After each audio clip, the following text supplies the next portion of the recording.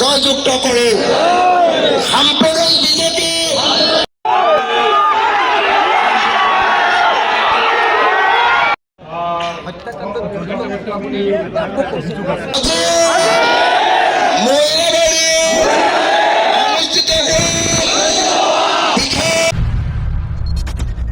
হে দোস্ত, আজি মই এই ভিডিঅ'টো টমটমৰ পৰা বহি আৰম্ভ কৰিব লৈছোঁ।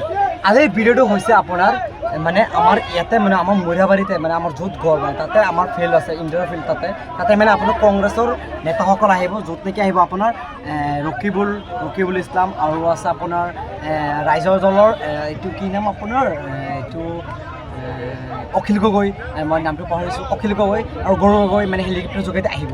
তো তাতে আহি মানে প্ৰদৰ্শন কৰিব। ইমান মানুহৰ সমাগম মই চাই পেলাই আশ্চৰ্য হৈ গৈছোঁ। আৰু টমটম ইমান টমটম আহিছে মানে ক'বলগীয়া আৰু একো নাই।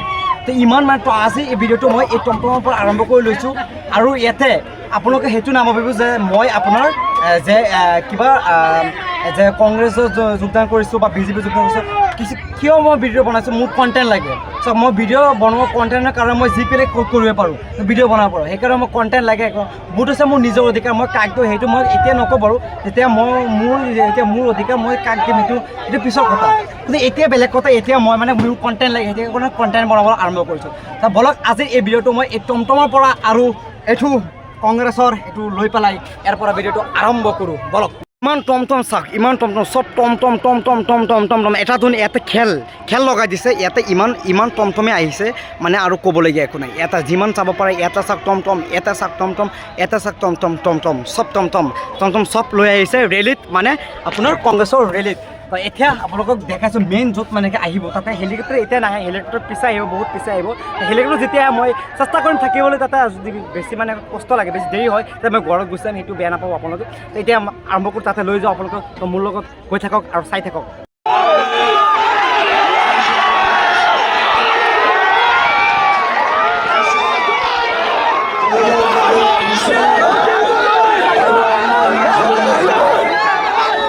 মানুহ হৈছে চাওক, ইমান হেলিকপ্টাৰ নামিব দেখিবলৈ মানুহ বা বহুত ভিৰ, আৰু পুলিচে দৌৰান দিছে মানুহবিলাকক। তো ইমান মানুহ আৰু ইমান অকণমান সময়ৰ পিছতে দেখা পাব হেলিকপ্টাৰ।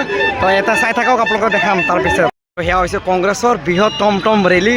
তো ইয়াতে মানে ইনডোৰ ফিল্ডত আপোনাৰ ইয়াতে মানে বৃহৎ ৰেলী দিছে। তো আজি আহিব আপোনাৰ কংগ্ৰেছৰ যিমান নেতা আছে চব আহিব, ৰকিবুল আহিব, তাৰপিছত আপোনাৰ অখিল গগৈ আৰু যিমান আছে চব আহিব। তো চাই থাকক ভিডিঅ'টো একদম সেয়ালৈকে চাই থাকিব। আৰু ইমান টমটম গাড়ী, কিমান টমটম আহে একদম মানে কথাই নাই আৰু। তো চাই থাকক আপোনালোকে ভিডিঅ'টো সেয়ালৈকে চাব। তো ইয়াৰ পৰা ভিডিঅ'টো আৰম্ভ কৰিছোঁ মই। কংগ্ৰেছৰ বৃহৎ সমাগম, ইয়াতে আহিব বহুত আপোনাৰ MLA মন্ত্ৰী। তো ইয়াতে চাওক কিমান মানুহ, আৰু মানুহ চাৰিপিনে মানুহ একদম পূৰা মানুহ। আৰু আপোনালোকে দেখাব চেষ্টা কৰিম আগলৈ, যিমান মন্ত্ৰী আহে চব আপোনালোকে দেখাম এটা এটাকৈ। হেলিকপ্টাৰ লৈ আহিব, তো ইয়াতে আপোনাৰ হেলিকপ্টাৰ পটিং কৰিব। তো আপোনালোকে দেখাই আছোঁ বৃহৎ সমাগম। অনুৰোধ জনাইছোঁ জানুৱাৰী ২৬ তাৰিখৰ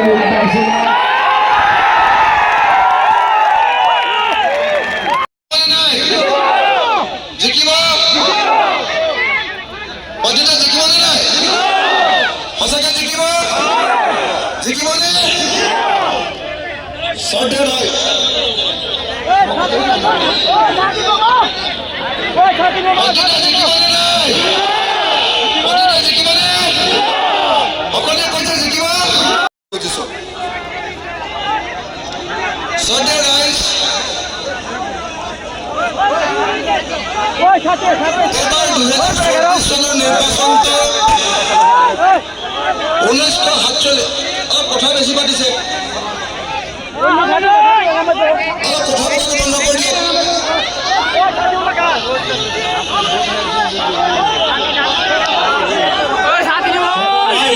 কথা নাপাতিব।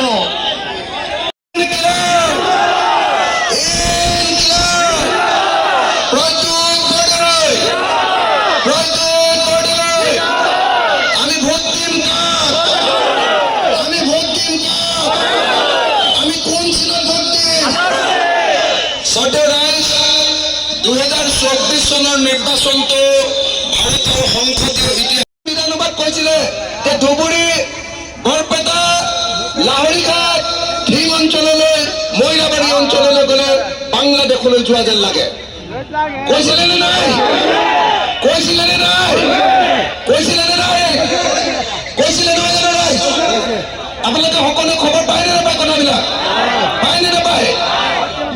মহিলাসকলক কি বুলি কৈছিলে?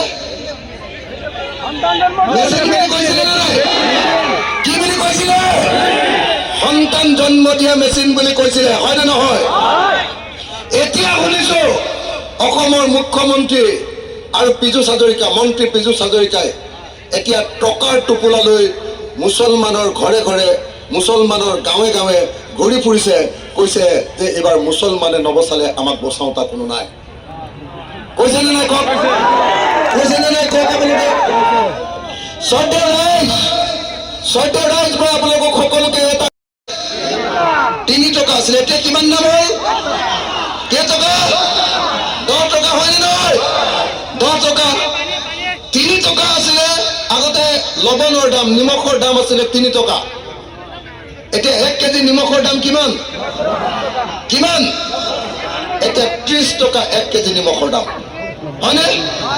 তো যদি আপুনি বস্তুৰ দাম বাঢ়িছে বুলি কয়, তেতিয়াহ'লে কয় যে ই মুছলমানৰ এজেণ্ট, কয় নে নকয় কওক? কয় নে নকয় কওকচোন আপোনালোকে? কয়নে? যেতিয়া আমি কওঁ যে গেছ চিলিণ্ডাৰ আমি 410 টকাত পাই আছিলো, বিজেপি অহাৰ লগে লগে গেছ চিলিণ্ডাৰৰ দাম 1152 টকা কৰি দিলে, তেতিয়া কয় যে অখিল গগৈ ৰাষ্ট্ৰদ্ৰোহী, কয় নে নকয়? কয় নে নকয়?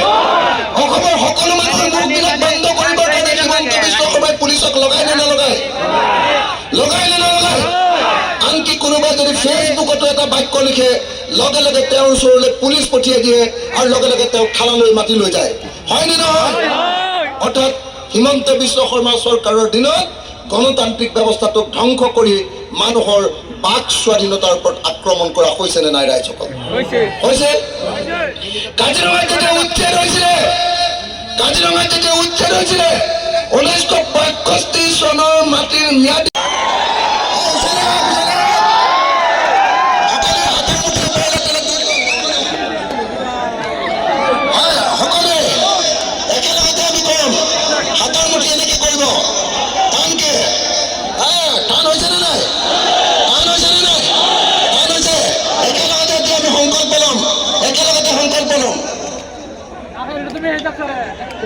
আমি সকলে কোনো হাতৰ মুঠি তললৈ নকৰিব দেই, এইটো আমাৰ একতাৰ প্ৰতীক। সকলোৱে একেলগতে আজি, আৰে চবে মতা নাই, একেলগতে কব দেই, একেলগতে আজি মহিলাবাৰী অনুষ্ঠিত বিশেষ গণসমাৱেশত উপস্থিত থকা সকলো ৰাইজে শপত লওঁ যে বিৰোধী মুখ্যমন্ত্ৰী প্ৰাৰ্থী তথা ইণ্ডিয়াৰ প্ৰাৰ্থী তথা কংগ্ৰেছ দলৰ প্ৰাৰ্থী শ্ৰীযুত প্ৰদ্যুৎ বৰদলৈ ডাঙৰীয়াক হাতৰ চিনত ভোট দি জয়যুক্ত কৰিম। হাতৰ চিনত ভোট দি খজুৱতী আছে, আপোনালোকে জানেনে? এনেকে এনেকে কৈ থাকে, দেখিছেনে নাই? মামাৰ খজুৱতী যে আছে, মামা যেতিয়া খজুৱাই তেতিয়া চাচাক মাতি দিয়ে, চাচাই আহি মামাক একদম পিঠিখনত এনেকে এনেকে খজুৱাই দিয়ে, বুজিছে নাই? অ ভতিজা এনেকে কৈ খজুৱাই থাকে, বুজিছে নাই? এই চাচা আৰু মামা, এই দুইটা পাৰ্টিক নাইকিয়া কৰিব পাৰিলে আমি অসমত শান্তিত থাকিব পাৰিম। চাচা পাৰ্টি যদি থাকে তেতিয়াহ'লে মামা পাৰ্টিয়ে দপদপাই থাকিব, হয় নে নহয়? চাচাক দেখুৱাই দেখুৱাই মামা পাৰ্টিয়ে দপদপাই থাকে নে নাই? গতিকে চাচা পাৰ্টিক কোনোবাই ভোট দিব নেকি? চাচা পাৰ্টিক ভোট দিব নেকি? তলা চাবিক কোনোবাই ভোট দিব নেকি? তলা চাবিক ভোট দিব নেকি? তলা চাবিক কোনোবাই ভোট দিব নেকি? তলা চাবিক ভোট দিব নেকি?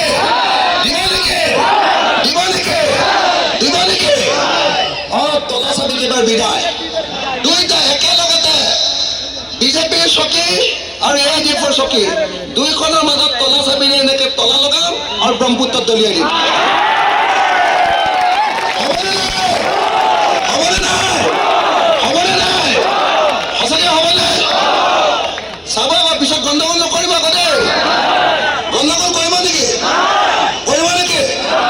হিমন্ত বিশ্ব শৰ্মাই কৈ আছিলে যে বিজেপিৰ ভোট নালাগে এতিয়া হত্যাকাণ্ডত জড়িত আপুনি ব্যাপক অভিযোগ আছে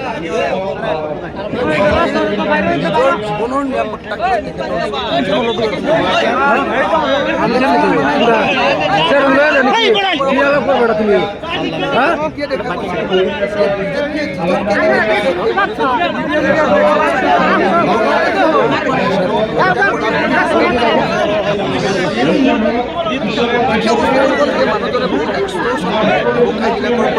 জোৰ জবৰদস্তি পইচা তোলা